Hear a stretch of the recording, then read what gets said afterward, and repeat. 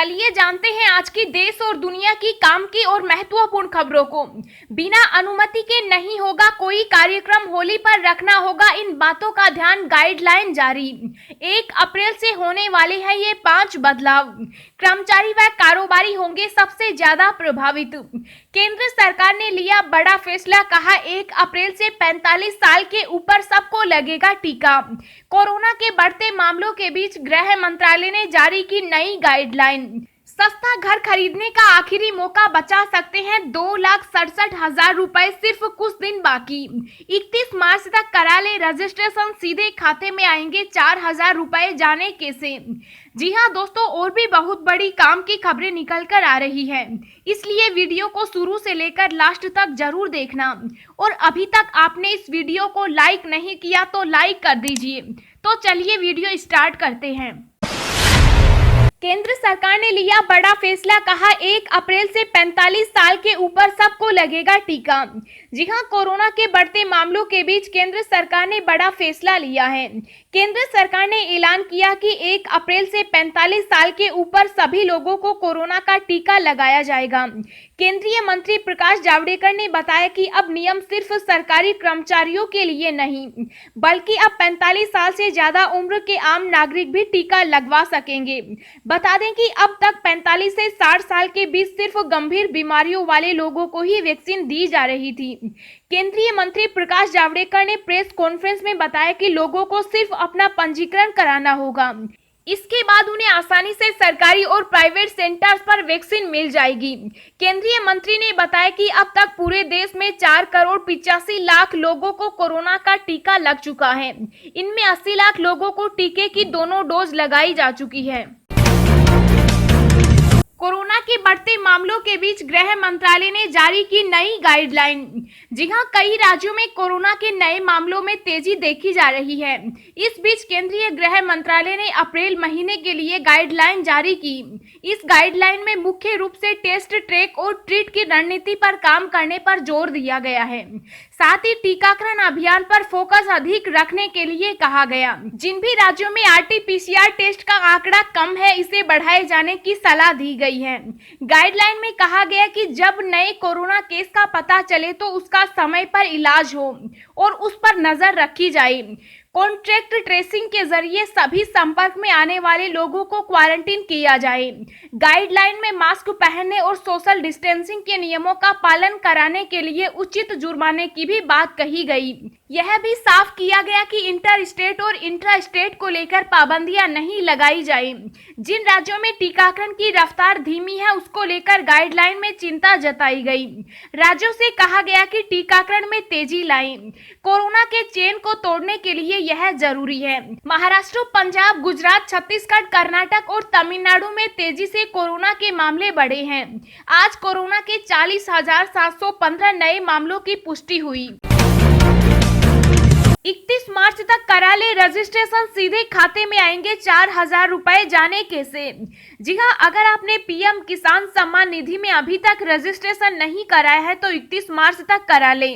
ऐसा करने से आपको डबल फायदा मिलेगा। बता दें कि अगर आप 31 मार्च से पहले आवेदन करते हैं और आपका एप्लीकेशन स्वीकार हो जाता है तो आपको मार्च के महीने में मिलने वाली किस्त के 2,000 रुपए मिलेंगे। इसके साथ ही अप्रैल महीने में भी आपको 2,000 रुपए का फायदा होगा। केंद्र सरकार की ओर से देश के किसानों को 3 किस्तों में पैसा ट्रांसफर किया जाता है। सरकार अब तक 7 किस्तों में पैसे जारी कर चुकी है। 8वीं किस्त का यूं कहें कि अप्रैल जुलाई की किस्त होली के बाद कभी भी आ सकती है।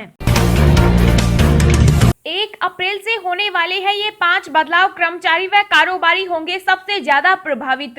जी हां, 1 अप्रैल से नया वित्त वर्ष शुरू होने वाला है और ऐसे में नए वित्त वर्ष से कई ऐसे नियम कानून बदल जाएंगे जिनका असर आम आदमी पर पड़ने वाला है। वैसे इन बदलाव का सबसे ज्यादा असर कर्मचारियों व कारोबारियों से लेकर पेंशन धारकों पर होने वाला है। नए श्रम कानून के तहत ग्रेच्युटी की समय सीमा भी घटाई गई है। एक कंपनी में लगातार 5 साल तक काम करने पर ग्रेच्युटी का लाभ मिलता है। नए वित्त वर्ष 2021-22 में 2.5 लाख रुपए से अधिक के PF योगदान पर आयकर के तहत टैक्स का नियम लागू किया गया है। अब इस दायरे में प्रति माह 2 लाख रुपए से अधिक की कमाई वाले आयकर दाता आएंगे। 75 वर्ष की उम्र पार कर चुके बुजुर्ग पेंशन धारकों को आईटीआर भरने की छूट दी गई। यह सुविधा केवल उन्हें प्राप्त होगी जिनका आय स्रोत पेंशन व इससे मिलने वाला ब्याज है। अवकाश यात्रा रियायत वाउचर के तहत कर्मचारियों को मिलने वाले छूट की अवधि 31 मार्च 2021 तक की है, यानी 1 अप्रैल से इसका लाभ नहीं मिलेगा।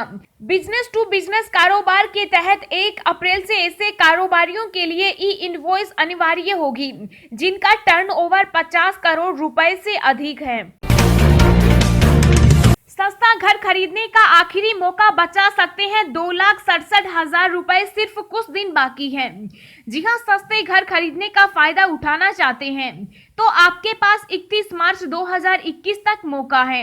केंद्र सरकार की प्रधानमंत्री आवास योजना के तहत शहरों और ग्रामीण इलाकों में क्रेडिट लिंक सब्सिडी दी जाती है। इस सब्सिडी का फायदा सिर्फ पहली बार घर खरीदने वालों को होता है। सरकार देश के सभी नागरिकों को घर देना चाहती है। इस मुहिम में PMAY स्कीम चला रही है। पहली बार घर खरीदने के लिए होम लोन पर ब्याज सब्सिडी मिलती है। यह सब्सिडी अधिकतम 2,67,000 रुपए तक भी हो सकती है। अगर आपने अब तक कोई भी घर नहीं खरीदा है और सस्ते में इस स्कीम के जरिए घर खरीदना चाहते हैं तो आपके पास सिर्फ 31 मार्च 2021 तक का ही मौका है। फटाफट इसके लिए एप्लीकेशन दे डालें। प्रधानमंत्री आवास योजना का फायदा उन्हीं लोगों को मिलेगा जिनकी सालाना कमाई 6 लाख रुपए से 18 लाख रुपए के बीच है। दोस्तों, अगली खबर जानने से पहले आपसे एक रिक्वेस्ट है कि इस वीडियो को बनाने में मुझे बहुत ज्यादा मेहनत लगती है, तो इस मेहनत के लिए वीडियो को एक छोटा सा लाइक जरूर करें। शराब पीने की वजह से गई जान तो नहीं मिलेगी, बीमा की रकम जाने सुप्रीम कोर्ट ने क्या कहा। जी हां, अगर किसी शख्स की मौत शराब पीने की वजह से हुई है तो उसे इंश्योरेंस क्लेम नहीं मिलेगा। सुप्रीम कोर्ट ने एक मामले की सुनवाई करते हुए कहा कि शराब पीने से हुई मौत पर इंश्योरेंस क्लेम नहीं मिलेगा। कोर्ट ने कहा कि मामले में बीमा कंपनी का दायित्व पूरी तरह या प्रत्यक्ष तौर पर किसी दुर्घटना से पहुंची चोट के मामले में मुआवजा देने का है। बिना अनुमति के नहीं होगा कोई कार्यक्रम, होली पर रखना होगा इन बातों का ध्यान। जी हां, उत्तर प्रदेश में अब सार्वजनिक कार्यक्रम व जुलूस बिना पूर्व अनुमति के नहीं होंगे। वहीं सरकार ने स्पष्ट किया है कि पर्व व त्योहारों पर कोई रोक नहीं लगाई गई है, लेकिन बढ़ते संक्रमण को देखते हुए लोगों को जागरूक करने के लिए कहा गया है। यह भी निर्देश दिए गए हैं कि बिना स्थानीय प्रशासन की पूर्व अनुमति के बिना कोई जुलूस तथा कार्यक्रम या सार्वजनिक समारोह आयोजित नहीं किए जाएंगे। इन आयोजनों में हाई रिस्क कैटेगरी जैसे 10 वर्ष की उम्र से कम के बच्चों, 60 साल से अधिक के वृद्ध और 1 से अधिक गंभीर बीमारी से ग्रसित व्यक्तियों को इनमें शामिल होने से बचाया जाए। अनुमति के पूर्व यह सुनिश्चित किया जाए कि ऐसे आयोजनों में कोविड प्रोटोकॉल का पूरी तरह से पालन हो। वहीं मुख्यमंत्री ने अफसरों को सार्वजनिक स्थानों पर सामाजिक दूरी और मास्क पहनने के नियम को कड़ाई से लागू करने के निर्देश दिए।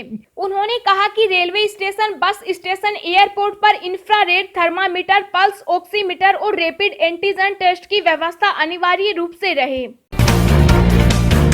कोरोना वायरस के 2 डोज लेने के बाद भी संक्रमित हो रहे लोग। जी हां, दिल्ली के अस्पताल में तैनात महिला स्वास्थ्य कर्मचारी को कोरोना टीके की दूसरी डोज लेने के 1 माह बाद कोरोना से संक्रमित होने की पुष्टि हुई। फिलहाल उन्हें होम क्वारंटाइन किया गया है।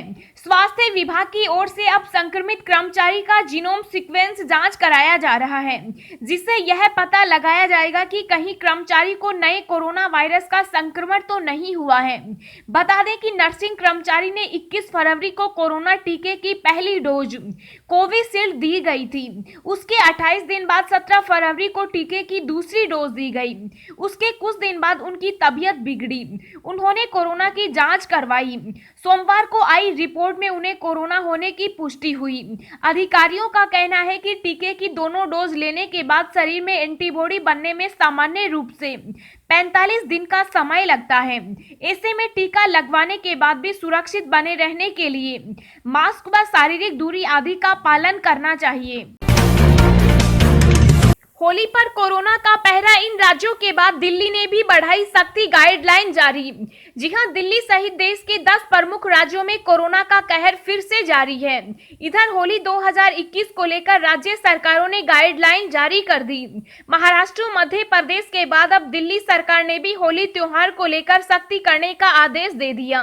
दिल्ली में कोविड-19 के मामलों में हालिया वृद्धि को ध्यान में रखते हुए उप राज्यपाल ने अधिक सतर्कता बरतने और संक्रमण रोकने में सहायक दिशा निर्देशों का पालन सुनिश्चित करने की आवश्यकता पर जोर दिया। आगामी त्योहारों के मद्देनजर अधिक सावधानी और विनियमन की आवश्यकता पर भी बल दिया गया और हवाई अड्डे और रेलवे स्टेशनों पर कोरोना जांच बढ़ाने, विशेष रूप से कोविड मामलों की उच्च घटनाओं के साथ राज्य से आने वाले यात्रियों की जांच सुनिश्चित करने पर जोर दिया। इससे पहले अरविंद केजरीवाल ने कहा था कि देश में बढ़ते कोरोना मामलों के मद्देनजर दिल्ली में वैक्सीनेशन को अब युद्ध स्तर पर बढ़ाया जाएगा। गुजरात में होली मनाने की इजाजत नहीं। गुजरात सरकार ने कहा कि कोरोना के मामले बढ़ने के कारण होली के अवसर पर समारोह आयोजित करने की अनुमति नहीं दी जाएगी। हालांकि सीमित संख्या में लोगों के साथ होलिका दहन की परंपरा का निर्वहन जरूर किया जा सकेगा। उल्लेखनीय है कि होली 29 मार्च को है और होलिका दहन 28 मार्च को होगा। लोगों को भीड़ में एक दूसरे पर रंग डालने की अनुमति नहीं होगी। इसका उल्लंघन करने वालों के खिलाफ कार्रवाई की जाएगी। मध्य प्रदेश में भी होली पर सख्ती। मध्य प्रदेश में कोरोना वायरस संक्रमण के बढ़ते मामलों के मद्देनजर मुख्यमंत्री शिवराज सिंह चौहान ने कोरोना की स्थिति पर चर्चा की और लोगों को उनकी सुरक्षा के लिए मास्क पहनने की जरूरत पर बल दिया। मुख्यमंत्री ने कहा, रोजाना सुबह 11 बजे और शाम 7 बजे सायरन बजाकर लोगों को मास्क पहनने के बारे में सचेत करें। उन्होंने कहा, होली के त्योहार पर अधिक मेलजोल से बचने की सलाह देते हुए उन्होंने लोगों को मेरे घर में मेरी होली का नारा दिया। चौहान ने यह सुनिश्चित करने का निर्देश दिया कि राज्य में किसी पारंपरिक मेले का आयोजन ना हो और न ही किसी कार्यक्रम में 20 से अधिक लोग उपस्थित हो। पाकिस्तान की अकड़ पड़ी ढीली कश्मीर मुद्दे पर भारत से की शांति की बात। जी हां, पिछले कुछ समय से पाकिस्तान लगातार भारत से बातचीत करने की बात करता आ रहा है। पिछले 2 महीने में पाकिस्तान के प्रधानमंत्री इमरान खान कई बार भारत से शांति की बात कर चुके हैं, तो पाकिस्तानी आर्मी के चीफ जनरल कमर बाजवा भी लगातार भारत से पुरानी बातें भूलकर बातचीत करने की वकालत कर चुके हैं। इस बार पाकिस्तान हाई कमीशन ने कहा है कि शांति के लिए भारत और पाकिस्तान के बीच सभी समस्याओं का समाधान बातचीत से होना चाहिए।